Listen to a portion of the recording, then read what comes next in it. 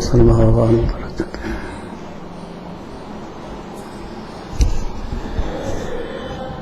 तीन लोक के जिन मंदिरों की आज पूजा की हमने, तीन लोक के जिन मंदिर एक श्री के होते हैं। कोई भी दिगंबर जैन मंदिर बनता है तो उसकी रचना शास्त्र के अनुसार होती है। शास्त्र में पूरा देखना चाहिए कि तीन लोक के जिन मंदिर कैसे हैं, और जो मंदिर बनाने वाले हैं कम से कम प्रतिष्ठाचार्य जो हैं वो जिन सेनाचार्य की प्रतिष्ठा पाठ पढ़ के उस अनुसार ही मंदिर बनवावे तो प्रतिष्ठाचार्य है। पैसे का लोभ हो वो नहीं चलता है।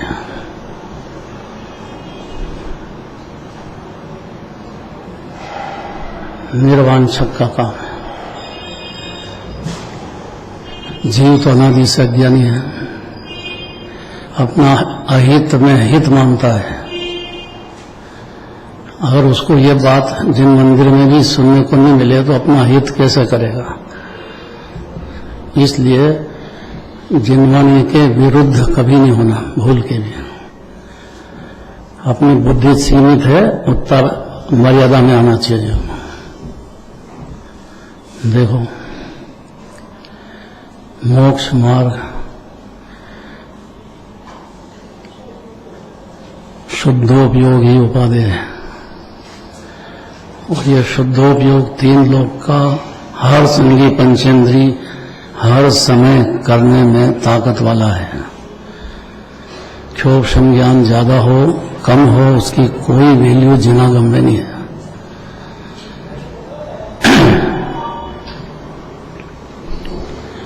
अनादि से नहीं हुआ है और अपने को कठिन लगता है तो अपने तक रखो उसको। जिन मंदिर को डिस्टर्ब मत करो, अपनी मूर्खता अपने तक सीमित रखो बस।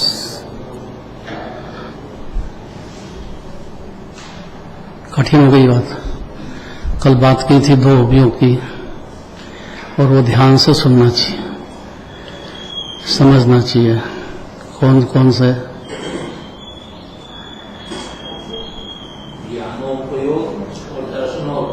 बहुत बढ़िया याद रखा।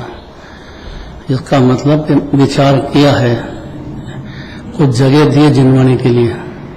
ये तो यहाँ आया कि फालतू जैसा हो गया, इनको कुछ मतलब नहीं रहा। नहीं सुनना चाहिए ना। अब क्या होता है दोनों,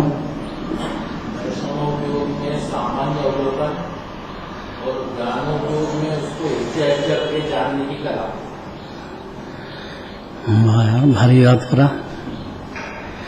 तो पहले सामान्य अवलोकन होता है, जैसे अपन एक दिन मंदिर दिगंबर होना चाहिए, दर्शन करो, तीन लोक के सब मंदिर का सामान्य अवलोकन हो जाएगा एक क्षण में। कितनी जरूरी है, क्योंकि ज्ञान का स्वभाव भी सफल प्रकाशक है और दर्शन का स्वभाव भी सफल प्रकाशक है। ये दोनों निधान है जीव के, अनादि से अनंत काल तक रहने वाले हैं।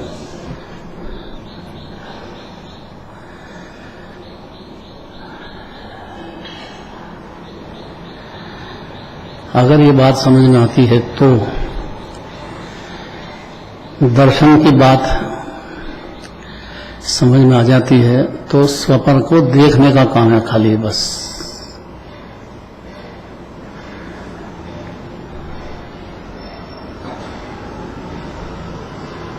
कोई बाहर के पदार्थ में सुबुद्धि है जीव को, तो बाहर के पदार्थों को देखने में कितना पूरा टाइम गया अनादिकाल से,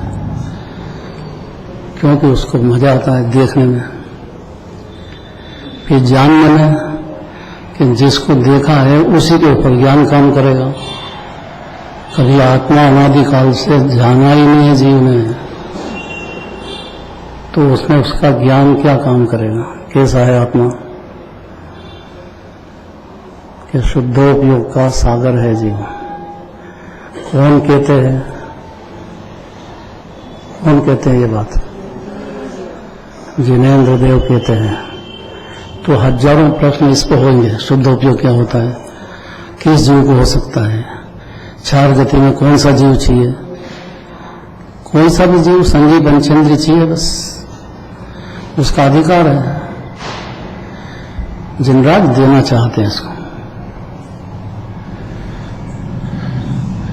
जड़ बुद्धि वाला ये बात नहीं समझेगा। पुद्गल ही पुद्गल, उद्गल ही पुद्गल। तो मोक्ष मार्ग में शुद्धोपयोग ही उपादेय है। इसको पहले पढ़ो, फिर नीचे उसका अर्थ भी है, और फिर इसके आगे सारा जिनागम चलने वाला है। क्षमता हो, रुचि हो, सुनो, दूसरे को डिस्टर्ब मत करो। सब जीव मूर्ख नहीं होते हैं, समझदार भी बहुत होते हैं और हो सकते हैं। मोक्ष मार्ग में शुद्धोपयोग ही उपादेय है। पढ़ो बहुत प्रेम से, शांति से गा करके, खूब जबरदस्त गा करके, और होली के भजन बोलना है। बाद में याद कर लेना जिसको जो याद हो, क्योंकि रंग नहीं रंग का काम है। तो आनंद ही आनंद का भोग। होली में कैसे मगन हो जाते हैं, ऐसा यह मगन होगा शुद्धोपयोग में। मान्यता में हो जाएगा तो सम्यक दृष्टि ज्ञानी होएगा। बहुत ध्यान से सुनना है। पढ़ो।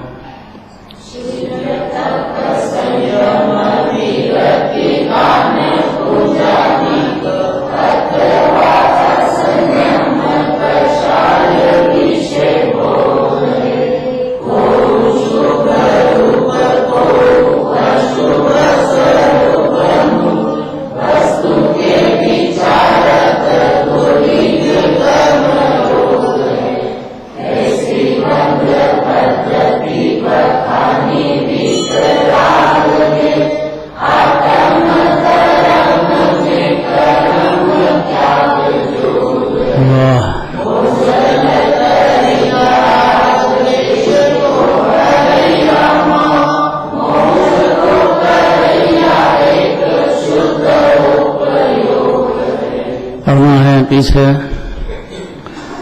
विक्रांत।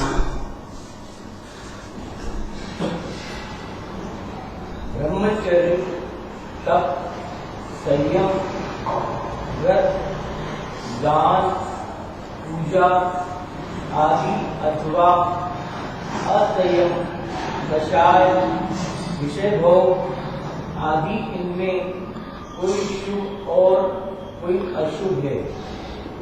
सो आत्म स्वभाव विचारा जावे तो दोनों ही कर्म रूपी रोग है। भगवान वितरागदेव ने दोनों को बंद की परिपाटी बतलाया है। आत्म स्वभाव की प्राप्ति में दोनों त्याज्य हैं। एक शुद्धोपयोग ही संसार समुद्र से तारने वाला, राग देश नष्ट करने वाला और परम पद का देने वाला है। राग देश पूरे नष्ट हो जाए तो पर्याय में परम पद हो जाएगा। पर्याय में द्रव्य दृष्टि से देखा तो जो जीव तो शुद्धोपयोग का समुद्र अनादि अनंत विराजता, ऐसा केवल ज्ञानी जगत के हर जीव को देखते हैं और संगी पंचेंद्रिय किसी भी क्षण समझ सकेगा, ऐसा उसके उपादान की तैयारी है। खाली निमित्ताधीन होने से और गंभीरता नहीं होने से ये बात नहीं सुन करके छोड़ देता है। इसलिए 84 लाख नहीं भटक रहा है। अब देखो अगला मुख्य शिष्य गुरु का प्रयोजन प्रश्न करेगा। इसी पर प्रश्न उत्तर होंगे। अब जितने भी प्रश्न करना हो, कोई भी विद्वान बैठा हुआ है और प्रश्न करना हो तो इतने संदर्भ नहीं करो, बस दूसरे कोई प्रश्नोत्तर की जरूरत नहीं है। इसी पे ही सारा जीवन चलनी है, क्योंकि अगर समझ गया तो ज्ञानी हो जाएगा, ज्ञानी हुआ तो मोक्ष मार्गी हुआ और मोक्ष होने की गारंटी है। और अज्ञानी रहेगा जैसा अनादिकाल का तो फिर 84 लाख योनि का जन्म मरण करता रहेगा। दाव मत चूको। अब प्रश्नोत्तर करते हैं। देखो क्या शिष्य गुरु से प्रश्न करते हैं। बहुत बढ़िया प्रश्न है। शिष्य ऐसा होना चाहिए कि डरे नहीं, निर्भयता से प्रश्न करे, कोई इंप्रेशन में आने की जरूरत नहीं किसी। अनंत भगवान से भी नहीं।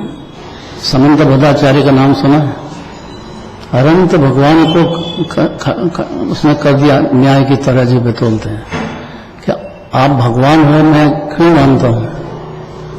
वही प्रश्न कर दिया। इसलिए नहीं कि बहुत लोग आपको मानते हैं, देव लोग आपकी सेवा करते हैं, इसलिए नहीं मानता हूं। फिर काय के लिए मानते हो?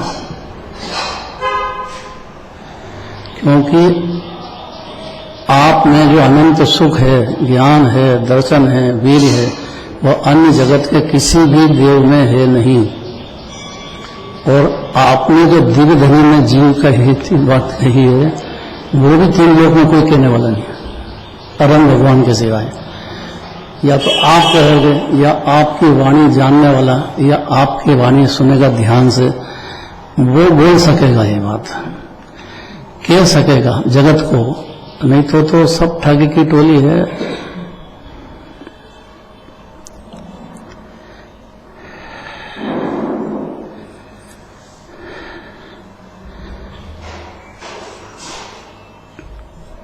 मोक्ष प्राप्ति अंतर्दृष्टि से है।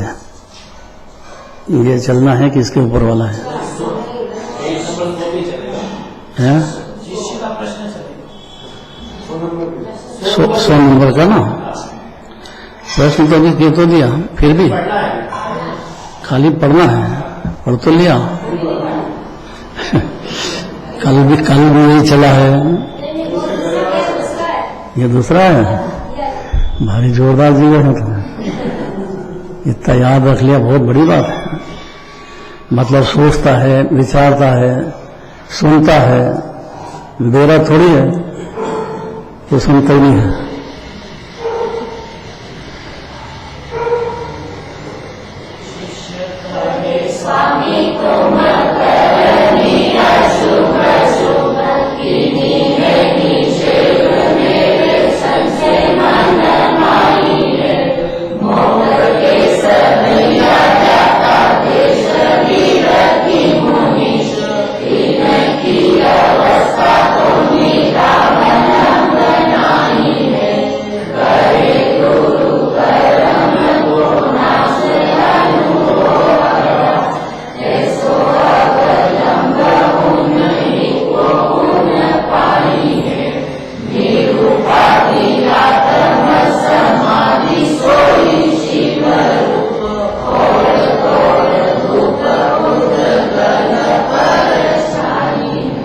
उद्गल की परछाई मतलब क्या? एक तो उद्गल द्रव्य, धर्म, आकाश, काल, शरीर, वाणी, ये सब उद्गल है। जीव उसका कर्ता धर्ता है नहीं, और वो जो संयोग में है वो रहो, उससे कोई जीव को तकलीफ नहीं है।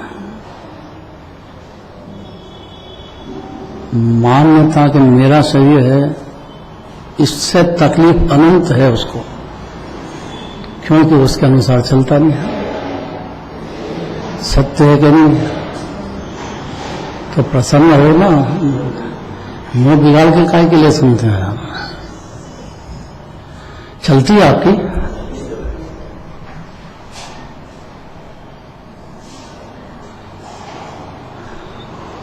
मनोज जी चलती है? बता देंगे। चलती है? हैं? तो ऑफिस में तनख्वाह काहे की देंगे आपको?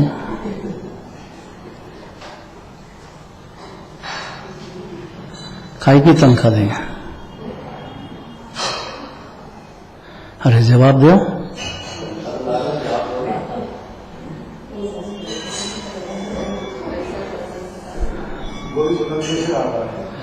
ऐसा अगर ये मान्यता हो जाती है ना, अज्ञानी नहीं रहा जी, उसकी जो परिणति है उसमें अपने आप को अशुभ से बचाएगा हर क्षण, जितना बनेगा उससे। अब जितना हो जाता है उसकी भूमिका में उतना तो रहेगा। तो ज्ञानी के समझ में आ गया फिर क्यों अशुभ भाव चलता है, फिर वो क्यों सर्विस करता है, व्यापार करता है, धंधा करता है, और फिर भी ज्ञानी है, फिर भी शुद्ध आत्मा का उपादेय मानता है। और गजब तो यह है कि आत्मा का रस भी पीता है हर क्षण। ऐसा कैसे संभव है ना? शिष्य कहता है, स्वामी आपने शुभ अशुभ क्रिया का निषेध किया, अब मेरे मन में संदेह है। ये विनयता की भाषा है, ये सीख जाना जीव तो बहुत बड़ी बात है। अति विनयवंत हो तो ये बात चलेगी, नहीं तो पात्र नहीं रहेगा जीव।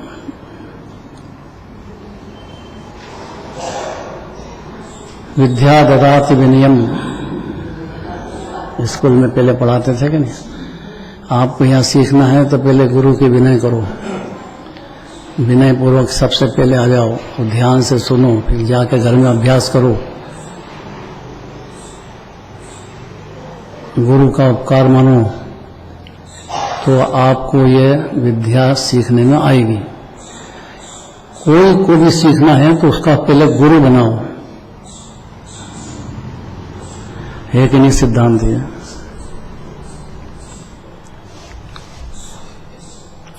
प्रैक्टिकल करो, प्रैक्टिकल करो ये बात। भोजन की कला सीखना है तो किसी को गुरु बनाना पड़ेगा कि नहीं? नहीं बनाना पड़ेगा। अगर गुजराती को बना लिया है तो मिठाई मीठा कराएगी, दाल भी मीठी हो, जैसा गुरु कराएगी वैसा सीख, और क्या करेगा? ऐसा ही होगा कि नहीं? माँ बाप है वो गुरु है, मेन तो माँ बाप ही गुरु होते हैं। वो जैसा सिखाएंगे वैसा बच्चा तत्काल सीखता है, उनके आचरण से सीखता है, उनके विभावों से सीखता है, उनकी दिनचर्या से सीखता है, उनके बोली चाली से सीखता है, सीखता ही सीखता है। तो आपने कह दिया, प्रश्न तो इतना है कि शुद्धोपयोग मोक्ष मार्ग है और जीव शुद्धोपयोग का समुद्र है। ऐसा समझ जाने पर ज्ञानी हो जाता है, तो फिर ज्ञानी के अशुभ भाव क्यों होता है? और उसका भी वो गुरु बनाता है और उसके साथ ज्ञानी भी, और वो सीखता कला। कैसे? ये प्रश्न की शंका हो तो उत्तर देंगे। देखो पढ़ना एक बार फिर से प्रश्न।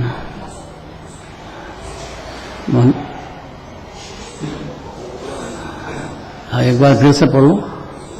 इससे कहता है कि हे स्वामी, आपने शुद्ध अशुद्ध क्रिया का निषेध किया तो मेरे मन में संदेह है, क्योंकि मोक्ष मार्गी ज्ञानी अवनव्यक्ति सावक व महाव्यक्ति मुनि तो निरावलंब नहीं होते, अर्थात दान, संधि, संयम आदि शुद्ध क्रिया करते ही है। इस पर श्री गुरु उत्तर देते हैं कि कर्म निद्रा अनुभव के अभ्यास से है, तो वे अपने ही ज्ञान में स्वात्मानुभव करते हैं।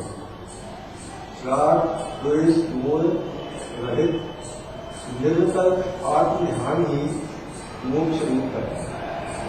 इसके बिना और सब घटना उद्गल जनित है। अर्थात उद्गल जनित माने कर्म जनित। कर्म तीन प्रकार के, द्रव्य कर्म, भाव कर्म, नो कर्म। कराते नहीं है, निमित्त है। अगर करा दे तो जन धर्म जीव का हाथ में कुछ रहा ही नहीं। अगर कर्म का उदय जीव को दुख दे दे, बाहर की सामग्री दिला दे, कर्म का उदय कर दे, तो ये कर्म का उदय का काम है। उदय जिसने भाव किए हैं उसको होते हैं। खूब पुण्य भाव किए होंगे तो उसका उदय आएगा, तो उसका बाहर में उदय दिखेगा। अपने को ईर्ष्या भाव छोड़ देना चाहिए दूसरे की प्रगति देख करके, कैसा भी हो, बाहर की प्रगति हो अंदर की हो, वो उसके उपादान का काम है। ये बात समझ जाने पर अज्ञानी नहीं रहेगा जीवन में, बहुत जरूरी बात है ये। फिर ज्ञानी के क्यों होता है सब बाहर में, कि उसको जिनेंद्र भगवान की सच्ची भक्ति है, निस्वार्थ भक्ति है, भगवान से कुछ भी नहीं चाहता है वो, और भक्ति होती है। अगर नहीं हो, भावलिंगी संत तक का कहेंगे अभी, तो अनंत हो जाता है। अनंत भगवान के बिल्कुल भी राग देश रहा नहीं, और राग देश तो 10वें गुण स्थान तक चलता ही है। ये सीख लेना चाहिए थोड़ी सी, 14 गुण स्थान का स्वरूप सीखे बगैर ये बात गले नहीं उतरेगी। क्यों? क्योंकि मोक्ष मार्गी ज्ञानी अनुव्रति हो, पंचम गुण स्थान वाला हो, चौथे वाला हो, पंचम वाला हो।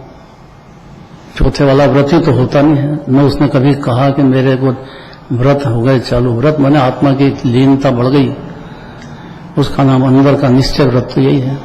और बाहर में जो जिनवानी कह रही है 11 प्रतिमा, वो अनुव्रति।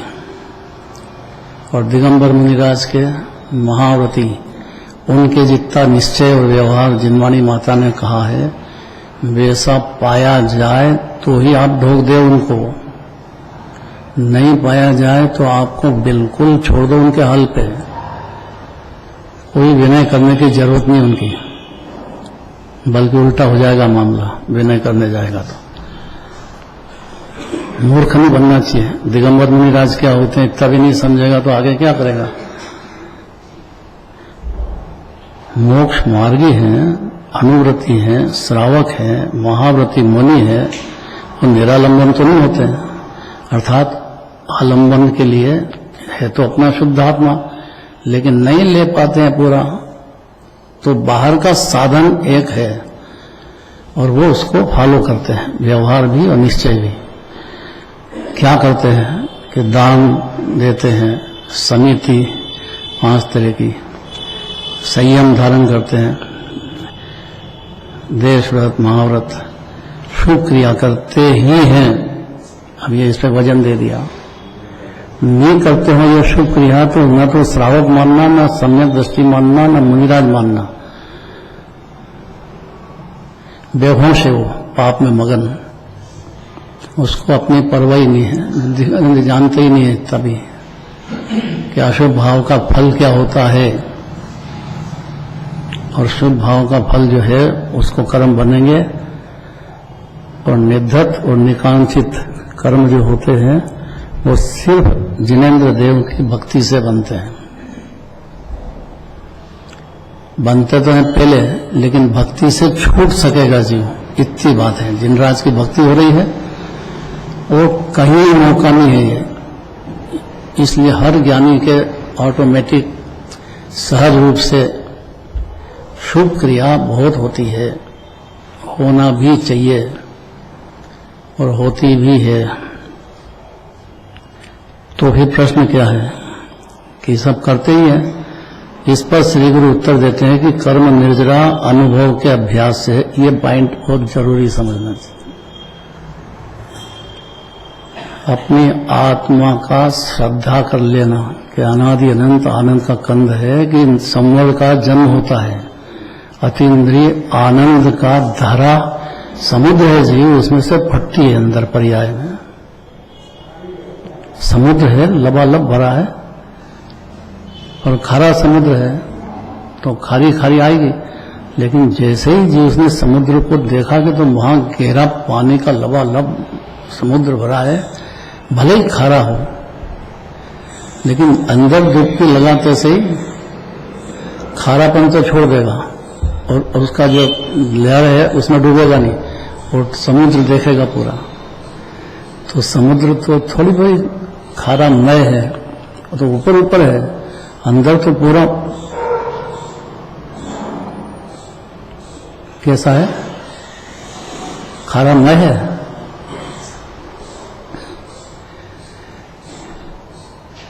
अपन भगवान का अभिषेक करते हैं तो क्षीर सागर का जल लाते हैं, तो जल पवित्र है कि नहीं? तो समुद्र तो है ना, क्षीर सागर तो है कि नहीं, सागर तो है कि नहीं? तो स्वच्छ ऑटोमेटिक ऐसा रहता है। ऐसा भेद ज्ञान होते से ही स्वच्छता की धारा जीव के अद्भुत चालू हो जाती है, और वो ठीक एकदम बढ़ती है फिर धीरे धीरे। तो पंचम हिंदुस्तान में फिर भावलिंगी संत को अनिवार्य रूप से होता ही है। तो बंध का कारण है तो क्यों होता है, बस ये प्रश्न का जवाब देते हैं। वे अपने ही ज्ञान में स्वात्मानुभव करते हैं, ये अंदर का काम हो गया। ये देखना चाहिए, कोई भी ज्ञानी को देखो, मुनिराज को देखो, पंचम स्थान वाले को देखो, उनकी बातचीत से, बोलने के ढंग से, उनके व्यवहार से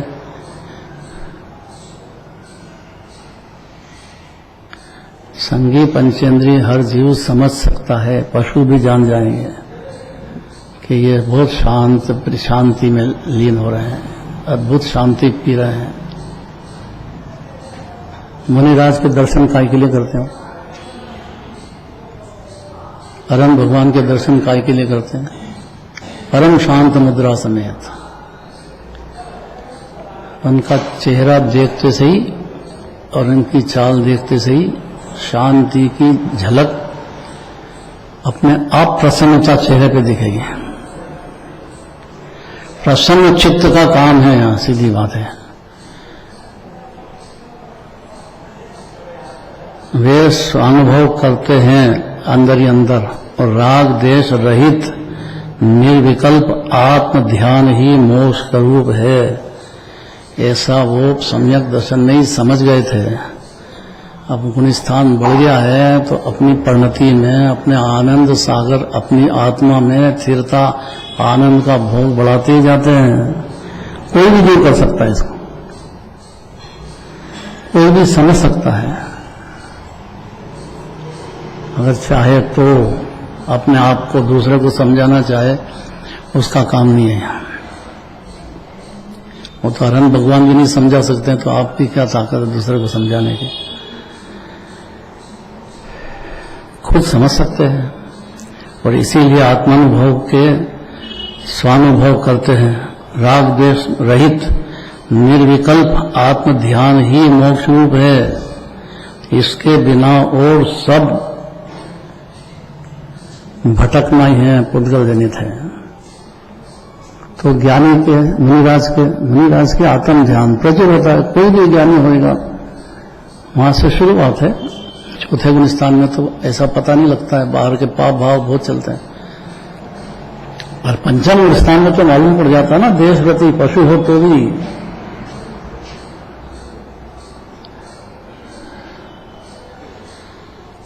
पशु का किस्सा आता है, गाय थी गाय, और कुएं में उतरी बावड़ी में। अब वो पंचम गुण स्थान वाला छना हुआ पानी ही पीता है। वहां अंधेरा था,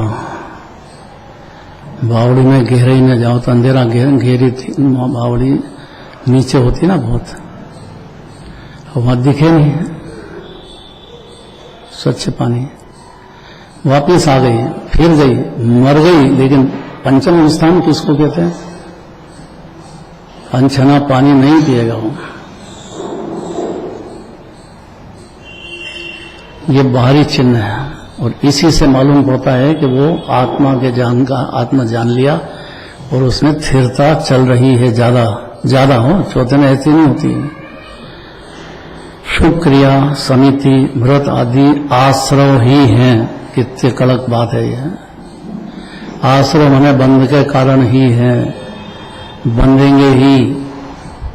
पंचम स्थान वाले हो कि मनिराज हो, भावलिंगी संत, और ये तो आश्रव के ही कारण है। इसमें इनसे साधु का या श्रावक की कर्म निजरा नहीं होगी। कर्म बनेंगे, उससे निजरा कैसे हो जाएगी? तो फिर करते क्यों हैं? यही प्रश्न है ना। निर्जरा तो आत्मानुभव से होती है। अब इसका जवाब है जो कल चलेगा तदा तपसा निद्राचा है। तपसा निद्राचा अपना मने स्वरूप आत्मा है, ये परमात्मा अपना, इसमें स्थिरता करना वो निश्चय तप है। और व्यवहार तप जो है, जो अपनी भूमिका है उसमें शुभोपयोग करो। चौथा ही गुण स्थान है तो और ज्यादा तो कर नहीं सकते नहीं। शुभोपयोग जितना रहता है वो तप है, वो व्यवहार तप है। और अपनी आत्मा में स्थिरता होना वो निश्चय तप है। तीन लोग तीन काल में दूसरा कोई रास्ता है नहीं। निश्चय तब पहले संवर हो तब तो बढ़ती है। आत्मा का अनुभव ही नहीं हो, अपने को आत्मा ही नहीं मानता है ये, तो उसको संवर ही पैदा नहीं होता है, अर्थात शांति पैदा नहीं होती है। क्योंकि शांति का सागर तो जिनराज ने जीव को कहा है, तो उसको भी शुरुआत ही नहीं होती तो मेरा तो कहां से होगी। ये काम तो बंद है पहले गुणस्थान में। सम्यक दर्शन बहुत जरूरी है और वहां से संवर पैदा हो जाता है तो हाथ के हाथ निर्जरा भी चलेगी, बढ़ती चली जाएगी। बस आत्मा आनंद का सागर है, आपको मंजूर हो गया तो फिर उसमें लीनता होगी कि नहीं होगी। तो डूबा रह गया कुटुंब परिवार में मूर्ख है क्या। बाहर मैं करूं, बाहर में किसका करे, क्या करे, कौन अपना। एक क्षण का प्रसंग नहीं है यहाँ। मनुष्य पर्याय कितनी देर की है, कौन ज्यादा देर टिकता है। अभी तो डर रहे हैं एटम बम डाल देगा तो क्या होगा, सब मर जाएंगे। अब सारी दुनिया देखो बारूद के ढेर पे बैठी है, कनकब दिमाग खराब हो गया उसका। और वो देखो कोई भी होगा, राजा होगा या जो भी आजकल नेता बनेगा, प्रधानमंत्री बनेगा, तो क्या करेगा, अपने देश की सुरक्षा के लिए सेना रखेगा कि नहीं रखेगा। तो जीव राजा है, अपनी सुरक्षा के लिए क्या करेगा, क्या आलम्बन के लिए सच्चे देवसा जरूर उनकी भक्ति पूजन विनय सुनना समझना ये अपना रखेगा कि नहीं आलम। तो फिर सेना क्यों रखते।